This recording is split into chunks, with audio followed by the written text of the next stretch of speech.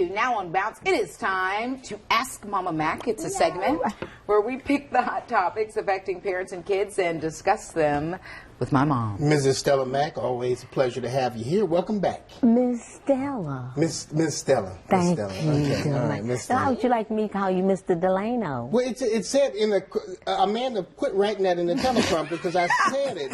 Amanda, our producer, he's putting everybody on putting blast everybody tonight. on blast tonight. No one in the crew is safe. You're Don't forewarned. write that, Miss Stella. Thank you. There you go. There you go. Feel See? It looked like that. it physically pains you to say that. I was raised right, is what he normally says. Reared is really correct. Oh. All right, police in Virginia Just say a read the woman prompter. left an 8-year-old boy home alone for the Memorial Day weekend. Kind of serious here. Kiona Moret is facing charges for child endangerment and neglect. A neighbor says the boy told her she was out of town for the holiday weekend. He says he had corned beef hash and pizza for food. His mom also told him to call her every hour. The neighbor says the boy was afraid he would get spanked if he told someone he was home alone. Now, the woman's son is in state custody. Mama Mack, what do you think about the mom's decision making here in this instance? Dodo bird. Yeah. I mean, goodness gracious. I mean, that's very selfish. Very, very selfish on our part to leave her 8-year-old at home. How old is this chick? Did anybody know? It's not Crazy. clear. Just super crazy. 27. 27? 27 years old. Typical. Well, yeah, sorry. No. Well, 8 years old, that means she was 19 when she gets old, you know. child. So, But at 27, you know better. You couldn't know. arrange You should. for That's somebody true. to watch him. You should. That was ridiculous. Yeah, she needs some attention. And let me mention, you're celebrating because I want to ask you this question too. What do you think is an appropriate age to leave your child home when you can really start leaving them by themselves? Well, you know, that's kind of not fair because Brigida was a latchkey kid at 9. Yeah, but latchkey is for a few I hours, know. not yeah, an entire but weekend. Even still, we always took our kids with us. I mean, that's why we're... Or Jewel. Jewel was a Yeah, babysitter. Jewel babysat for us, and but most of the time they went with us. So You it's know, different who- occasions maybe as far as what the I guess the education of the child is as far as whether they can be by themselves for a while. Right, a latchkey Yeah, kid latchkey is a kid. little different. Yeah. But when I mean, I was well into teenage years before you left us Oh, yeah. alone for like overnight or a weekend or something. Did we ever do that?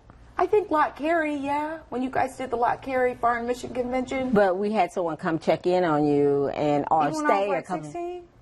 Yeah. Maybe so. Okay. Yeah, we ain't crazy. But I mean, certainly 8 is too young. Yes. Okay. Definitely. We definitely too agree young. on that one. Definitely too young. Ridiculously. Yeah. Okay, so how about this next story? The Department of Education in Mississippi wants to change its policy on restraining children who misbehave at school. I didn't even know they had a policy on restraining, period. But anyway, the proposed policy would ban school districts from using chemical restraints, such as sedatives, or mechanical restraints like straps. Leaders want to only allow physical restraint or seclusion if the child's behavior poses an imminent danger to the child or to others. All incidents would also have to be recorded, and the child's parents would have to be notified. So, Mama Mack, is this child abuse or productive discipline? Well, it sounds like a last resort kind of thing. So I would definitely, if it works, it's productive. If it's not working, yeah, it ain't productive. If you see a difference in the child's behavior, you know, like being in timeout, you know, so to speak, and they realize that they're being kept away from playing and having fun, it's productive. But this is like physical restraints. I feel like there Physical- might be some parents at home. They're like, I would hate for them to do that to my child. What? I mean, when they say physical, Straps. Strap them down. like, okay. What if the child is flailing his arms and running all over and maybe getting ready to hit Now another that's probably a little different. Yeah, they need to be restrained at that point, I would think.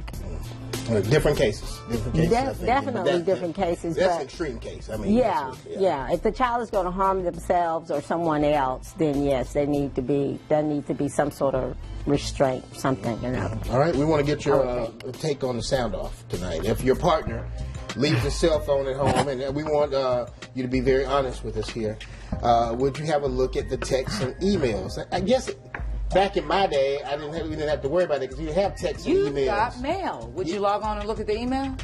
No, I don't even know if I had email back in my days. Well, you have been around for a while.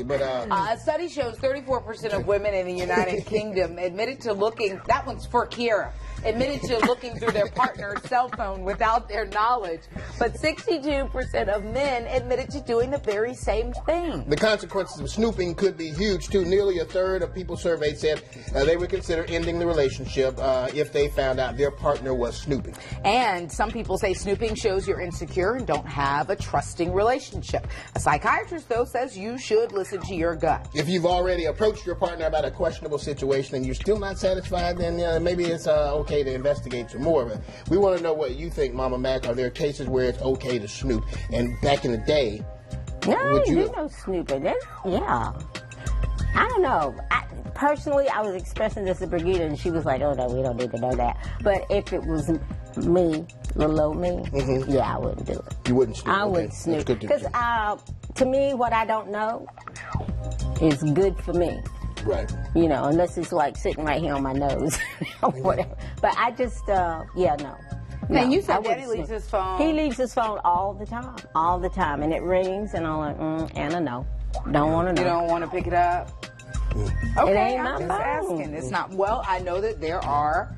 Well, women. I'm not, they are. I know. Who would? And, I mean, she and my dad have been together like almost 40 years. Right, this one. And Brigida, you're about to get, you're engaged, you're about to get married. I'm not going to go there. I'm not going to put you on there. What would you do? I don't snoop. Yes. I don't snoop, but also I know he has nothing to hide. Okay. And I don't either. Like when you in the car texting and you like this and you're with your person, that's a red flag. Okay. That is a red flag. Well, your daddy is so brave enough. When I'm texting, he'll be looking over my shoulder, and I'm like, I think he's just nosy. Yeah, he is super nosy. And I'm nosy too. Yes, you are. I picked the right field. And I do say, if he gets off the phone, I am like, who's that? But I need to make sure. You to ask her that. We don't go on and open up a whole can of worms here. Who it is. Now, maybe not to you, but we're not talking about you. We're talking about my beloved. We love Mama Mack. We're going to see y'all later. We're going to come back right after the break. What? We were still talking. Amanda said we have plenty of time. Plenty of time. I didn't hear you say that.